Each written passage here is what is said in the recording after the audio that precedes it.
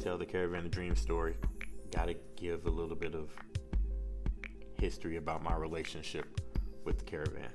I've been working there for a few years.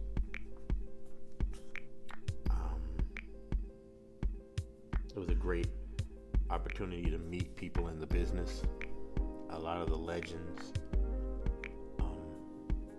a lot of the people who I used to listen to on the radio came through that club once or twice a year and gave me the opportunity to talk to them, to get to know them, to get to know how they operated, to watch them up close, get their stories.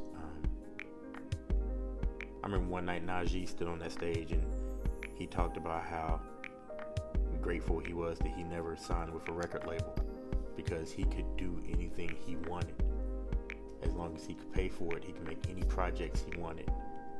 And he had the idea about being an independent artist way before this current wave that we're on now.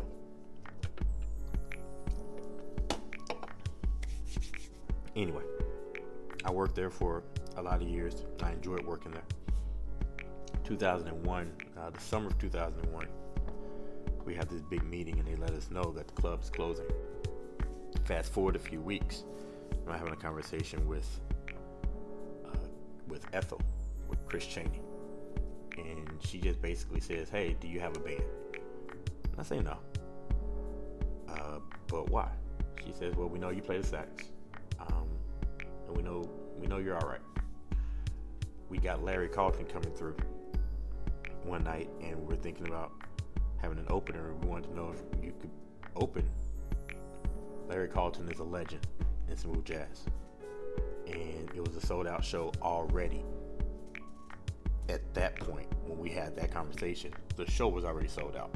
So this isn't one of those things where you're adding an opener trying to sell more tickets. The show was already sold out." And I let her know, "I don't have a band, but I know someone who does. And I will figure something out if you give me the opportunity." And she said, "Cool." And I said, "Cool." And I called my boy Dewayne Washington. So the event was already close to selling out. So of course it sold out immediately, and standing room sold out. And we were all excited about, getting ready to go and play and open the show with Larry Carlton and people that were there. We did a great job at the show. It was hot. There were people who flew in to see Larry Carlton. We actually had 2 gigs that night. And so I called him and said, "Hey, opportunity at the Caravan on this night." And he told me, "I already got a gig that night. The band's already playing somewhere." And in that way that he does, it's almost like he realized what he had just said and how crazy what he had just said was compared to what I had just told him. Because playing at the Caravan is one of those things that doesn't just happen. It doesn't fall in your lap. And with the Caravan closing, it wasn't going to fall in our laps again. We opened there at the Caravan of Dreams, and then literally right down the street, not even a whole block, we were headlining at this smaller joint. And there are people that literally just didn't even see Larry that day. No offense to Larry Carlton, he's awesome. But a lot of people got in touch with Faces that day. And so we played our thing, and people left that venue and came down the street with us to the smaller venue. We were given 20 minutes on stage. And I'm really excited because we're gonna play in this legendary spot, place where I work. These people have never seen me do this, so I'm really excited. And the night of the show, I get there kind of early because I want to help set up the room and kind of want to get some of the nervous energy out. And I get there, and a guy named Mike, who was working sound for the club, was like, "Maj, you ready?" Like, "Yeah, man, it's gonna be a good night." And it's just 20 minutes. It's not a lot of heavy lifting. So we wanted to make sure that we only had, maybe 20 minutes or so, but we wanted to make sure it was the hottest 20 minutes you ever seen on stage from a jazz perspective. And so we rehearsed and we did all the stuff to get ready for it, and it came down to the day of the show. And so we rehearsed over at the drummer's place during the day, and we came over and we were getting ready for the sound check, and the drummer had not shown up at sound check. At some point in time, he asked me, "Where's your drummer?" Dewayne had shown up by then. I think Rock was there by then. "Where's your drummer?" Because we need to set up. They already had Larry Carlton and stuff set up on stage, and we needed to set up our stuff in such a way that it could get off stage quickly. Because we were going to go do the other gig, the gig that Dewayne had already signed up for. We were going to go do that. And also, you just want to get the opening band stuff out the way. So Dewayne calls the drummer. We were kind of concerned. It was like, hey, where you at? Where you at? So we gave him a call. His wife answered the phone and said, let me go wake him up. Now it's time for sound check.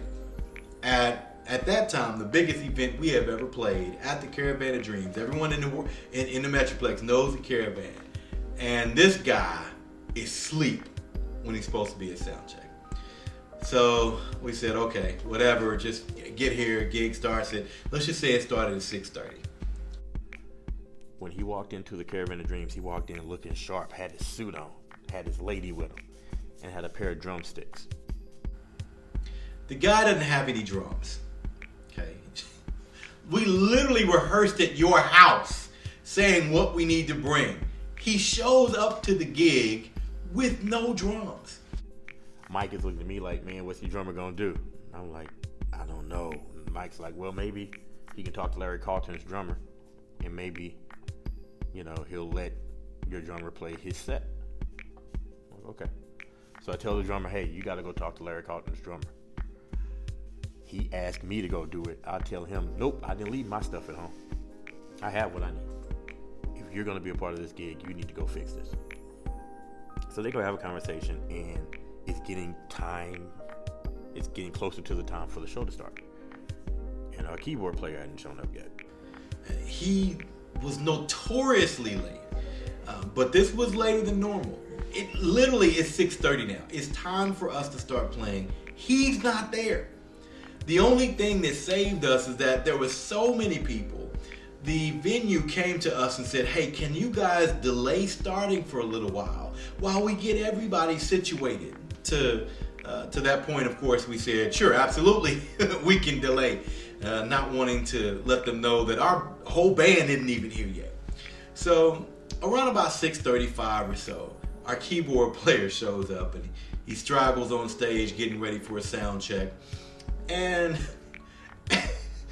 during rehearsal, the keyboard player will bring this big, humongous keyboard to be able to play and sound and get all the sounds right. This big honking thing. Keyboard player walked in with a keyboard that you might find at Walmart or at Target during Christmas season. And now it's time for us to play at the biggest event that we've played to that date, And this dude brings this little, it looks like it had 12 keys on it, Casio, to be able to play this gig. And he walked into the Caravan with a toy. It might have had speakers on top of it. And Mike is, every time somebody walks in from the band, Mike is just cracking up. He's like, man, what's with your keyboard player? I don't know, man. I don't know. And we go get ready. And we come out on stage. Oh, real quick, this is important. In my haste to get my clothes together for the show, I grabbed one brown shoe and one black shoe. So for those of you who have always wondered why did he start playing barefoot, the Caravan of Dreams is why I started playing barefoot. I couldn't go out there with mixed shoes. So yeah, that's what happened. And so finally everybody's there. We're ready to take the stage. We walk out on stage, and there are people in the front row who are giving us a hard time before we start playing. Remember, this show was already sold out. And when they bought their tickets, there wasn't an opener. So who are y'all? What are y'all doing? I didn't pay to see you guys. Lord, I don't know what you're trying to do, but we're just going to get through this and make it happen. And of course, we got through it. It was great. People didn't know, were none the wiser. They loved it. Introduced a lot of people to our band, and the rest is history. Had a really good show. I don't even remember everything we played. I know we played That's the Way of the World. We played Notorious by Boney James and Rick Braun. I think we played No Weapon. I don't know what else we might have played that night. I know we played those 3 songs. I know I had a solo, and I think it was a Kenny G solo, but I don't know what it was. But yeah. And then we get off stage, and we go to the other gig. And when we get to the other gig, the keyboard player has his professional keyboard at that gig. And what we noticed during that gig is that a lot of people who we saw at the Caravan are now at this gig. It was a really good night. It was a really good start to a run that will last for a few years.